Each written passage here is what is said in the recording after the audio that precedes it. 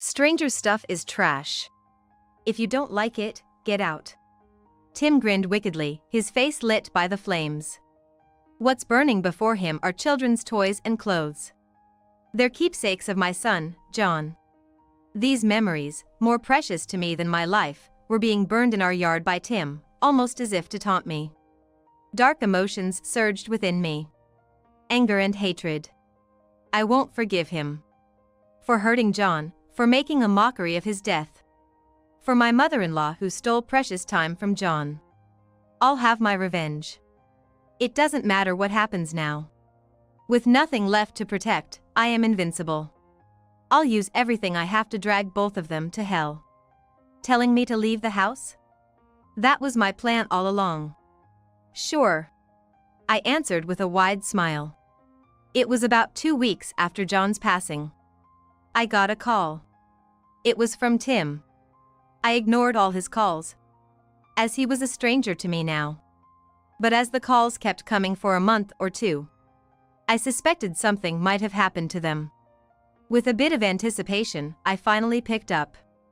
"What's up, Tim? Please, help me!" Tim screamed in a frantic voice. "Mom, she's in trouble!" I smiled faintly. "My name is Michelle. I'm a 33-year-old stay-at-home mom. I'm home." My son John came home carrying his backpack with me. "Welcome back, John. There's pudding in the fridge, you can have one." "What? Just one?" John is 8 years old but still very much a child and a mama's boy.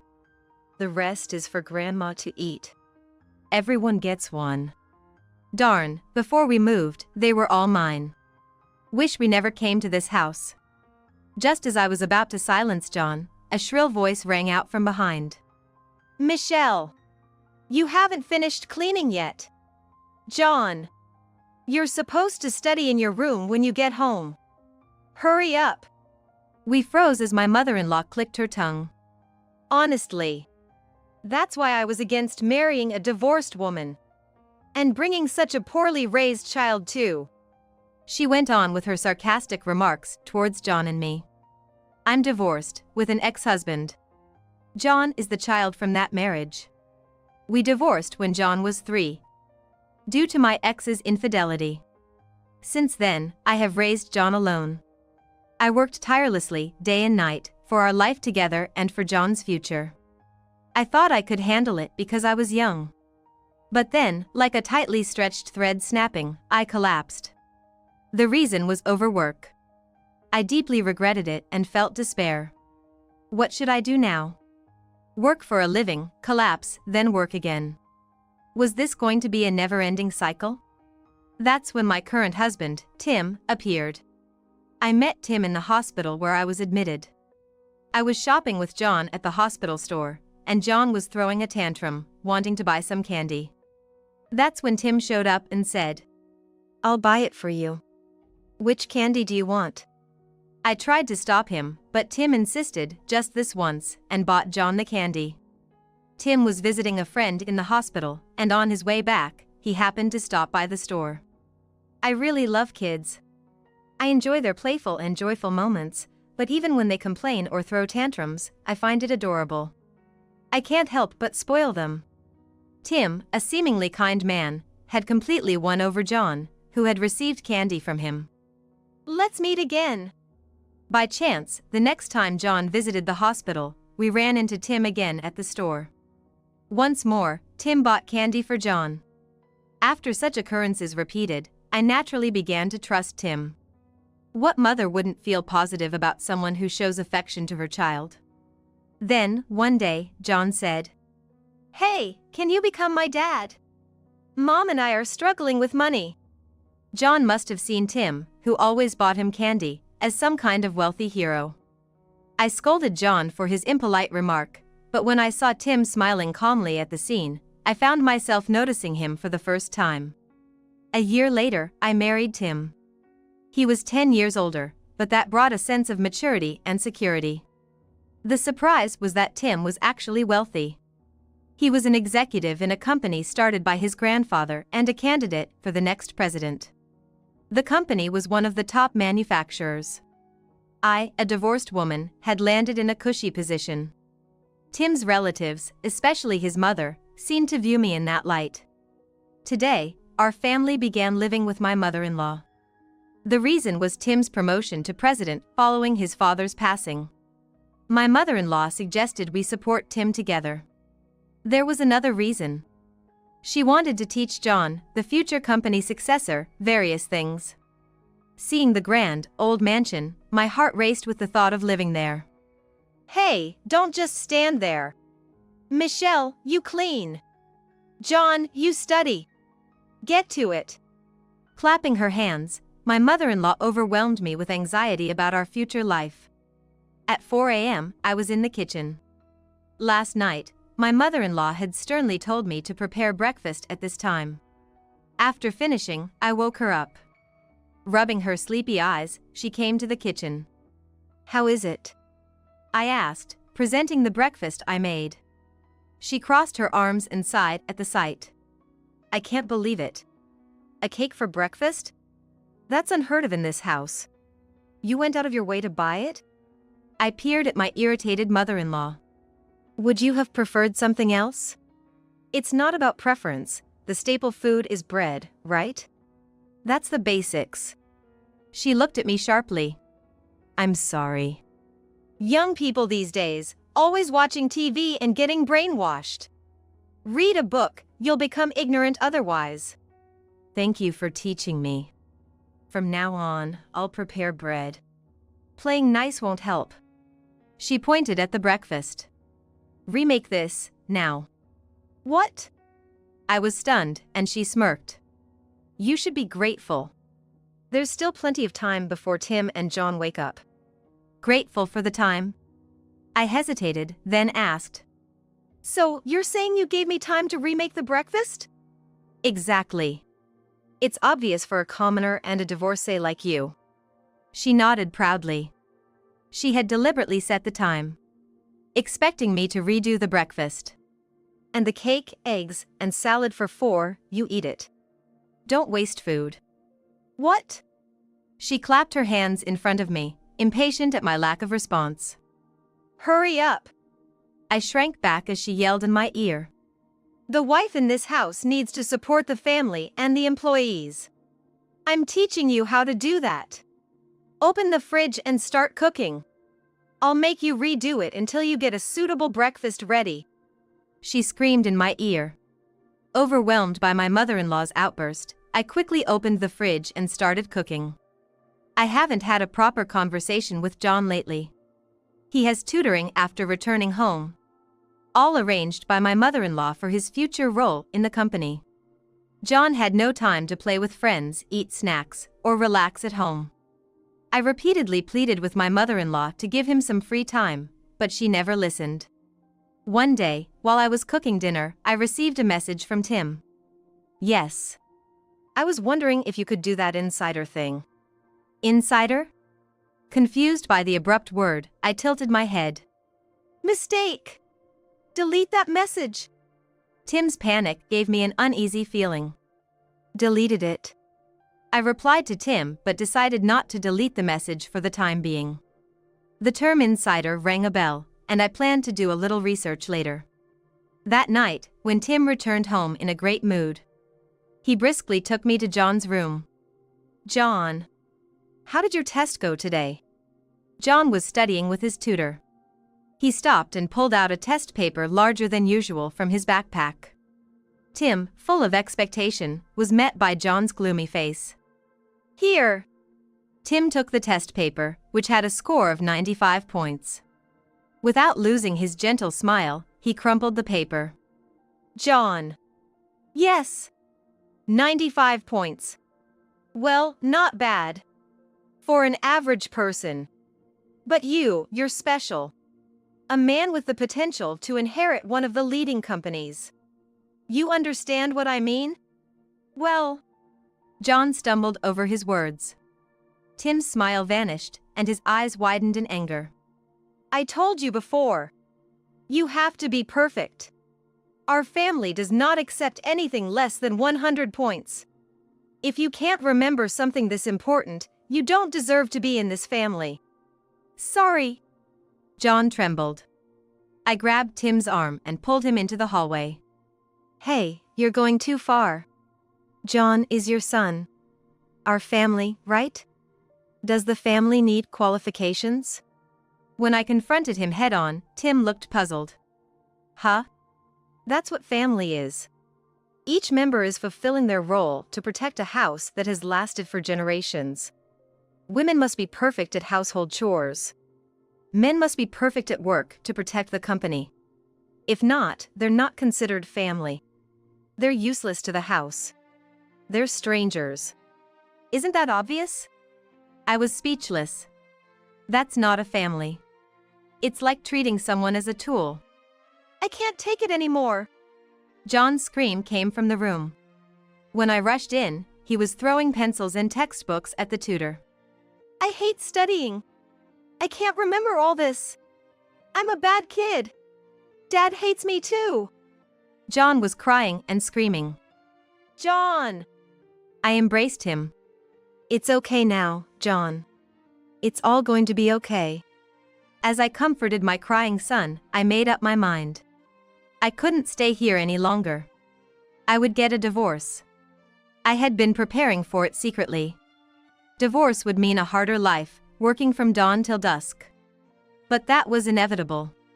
I am a mother. For my son, any hardship is worth it. I renewed my resolve.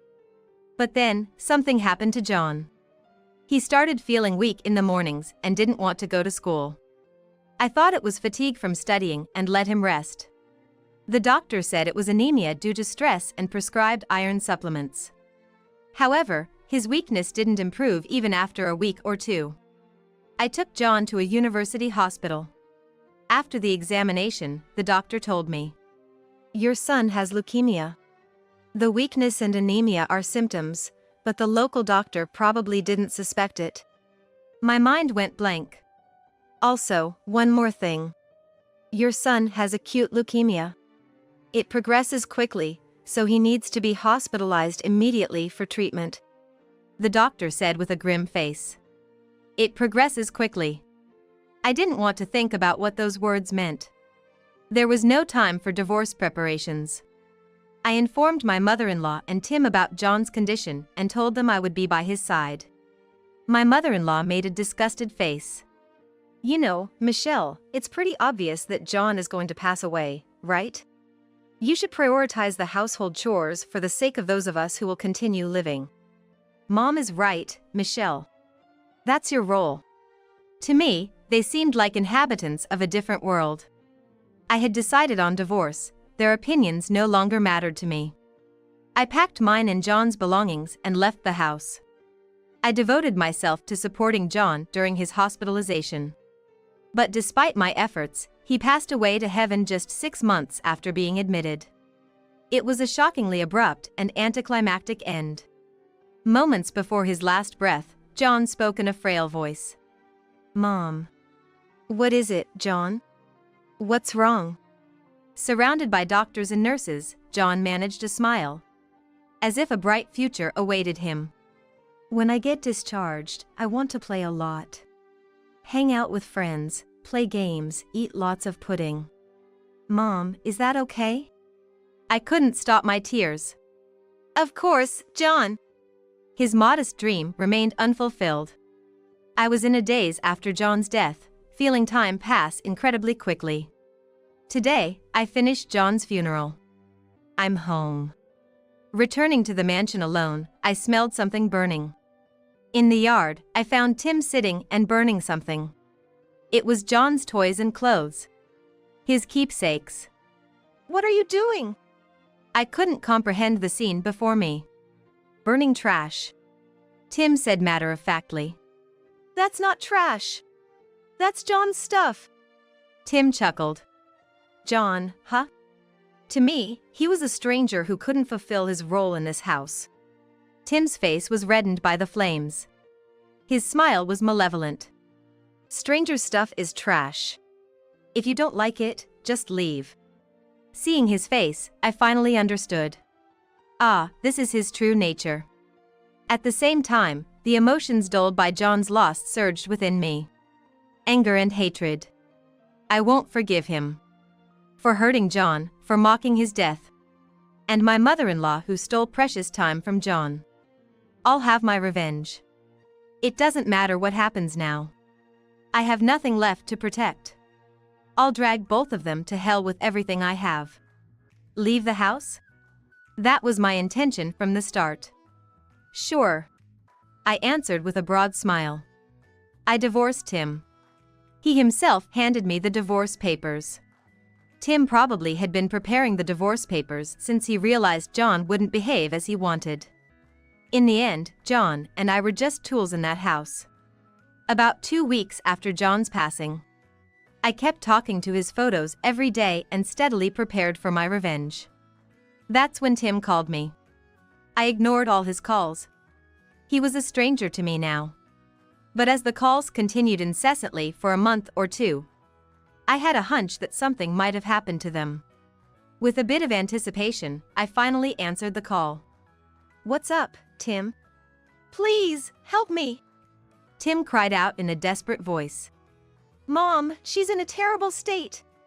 I relaxed my mouth, careful not to let my true feelings show. What? What happened? Recently, Mom started acting weirdly. She couldn't speak clearly, went to the hospital, and... Tim's voice trembled as he informed me. Mom had a stroke. She's bedridden now after the treatment, and I'm taking care of her at home.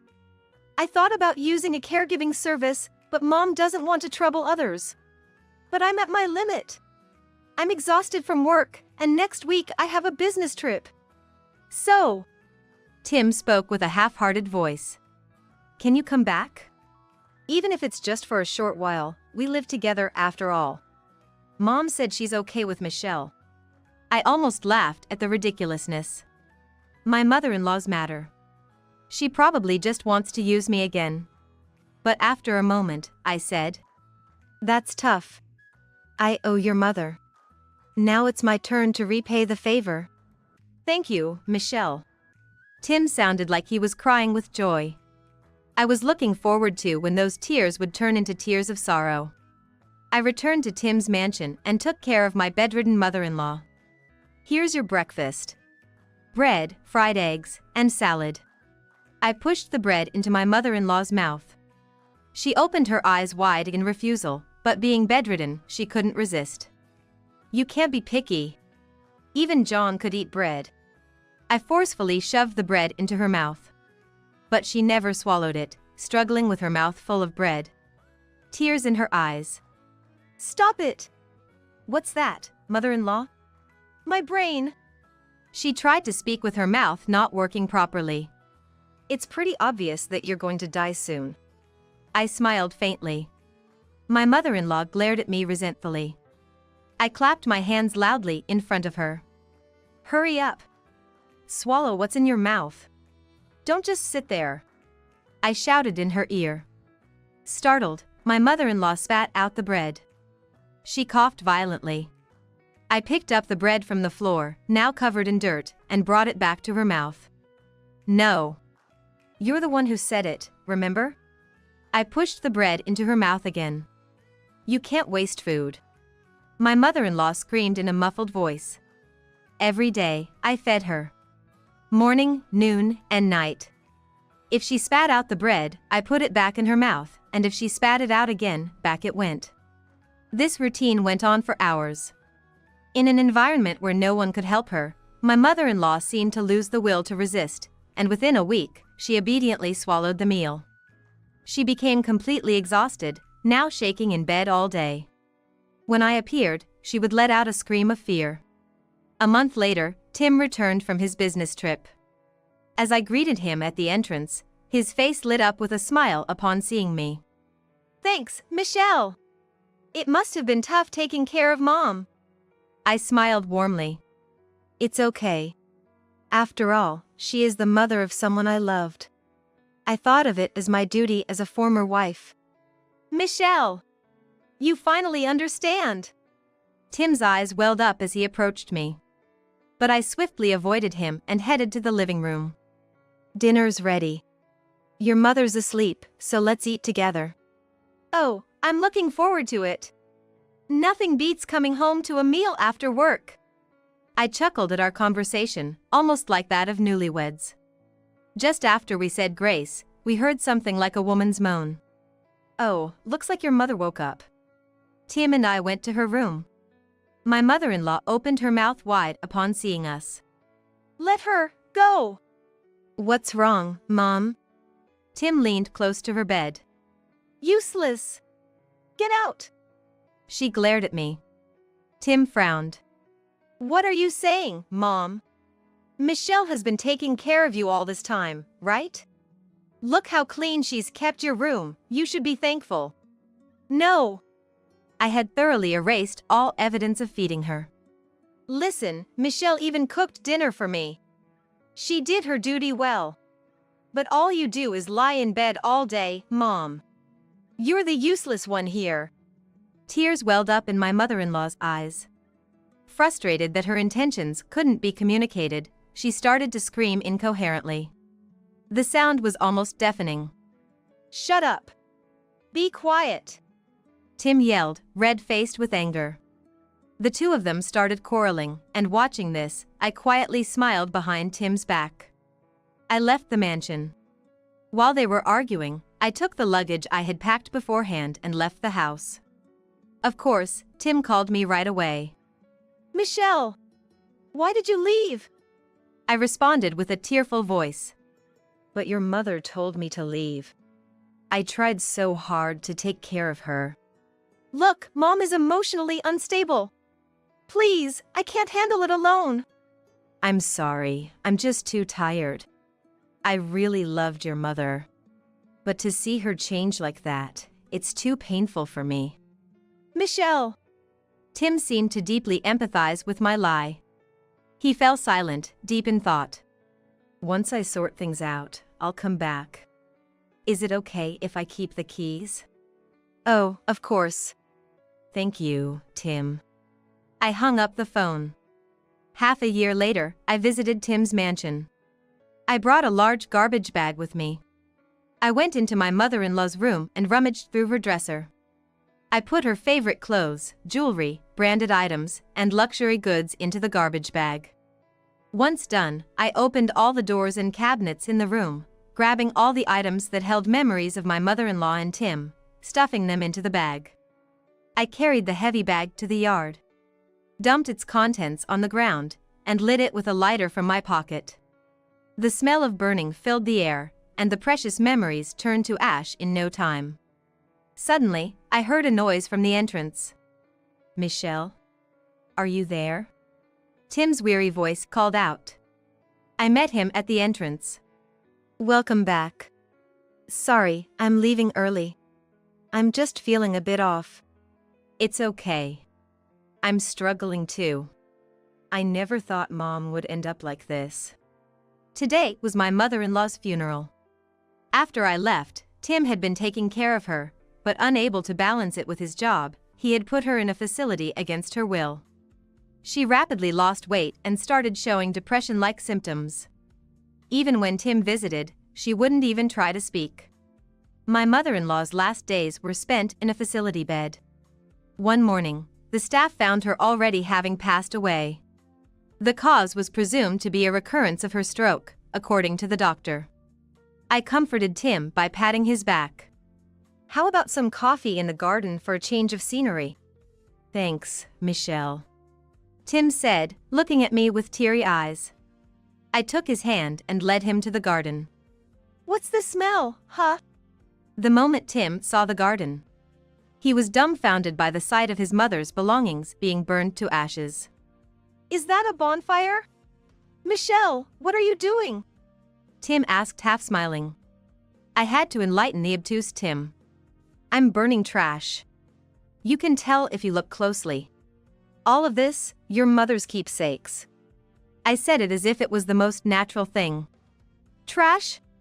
What are you talking about? Those are Mom's precious memories. Why would you do this? Tim was in a frenzy, to which I feigned surprise. Why get so heated? They're just stranger things. Strangers? Mom was family. Tim exclaimed, and I tilted my head. Didn't you say it yourself? Your mother was useless. If she couldn't fulfill her role in the family, she's a stranger, right? I smiled sweetly. Strangers' belongings are trash. That's why I burned them. Tim lunged at me. Don't mess around. You can't just burn someone's stuff. That's unforgivable. Then why don't you save them? Looks like not everything has burned yet. Tim's eyes widened in shock, and he impulsively reached into the fire. Likely panicking from the shock. He tried to salvage his mother's keepsakes, but had to retract his hand from the intense heat. Damn it! Mom's memories, her precious memories. Tim, with tears and snot running down his face, repeatedly tried to reach into the fire, but to no avail. My mother-in-law's belongings were completely consumed by the flames. Be careful, Tim. I doused the remaining ashes with a bucket full of water to extinguish the fire. Seeing the pitiable remains of my mother-in-law's belongings, Tim collapsed. Why? Why would you do this?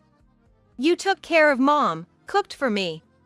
Yes, all that to gain your trust. Poor your mother, telling the truth but not being believed by her own son. What? Did you do something to Mom? I didn't do anything. Just took care of her. She cried with joy when I gave her something to eat. Cool your head. I threw the remaining water in the bucket over Tim's head. Startled, he stumbled and fell to the ground, possibly twisting his ankle as he groaned in pain. His figure was utterly pitiful. Such a foolish family running a company, the employees must be suffering. I bet your father and grandfather in heaven are crying. The company might as well collapse. I threw the bucket at Tim. My revenge isn't over yet. I left the mansion, leaving Tim behind. At my new home, I was watching TV. The morning news was on, the announcer cheerfully reporting the weather and horoscope. Suddenly, a breaking news alert interrupted. Breaking news. The police are. My phone rang. Hello? It was Tim. You did it, didn't you?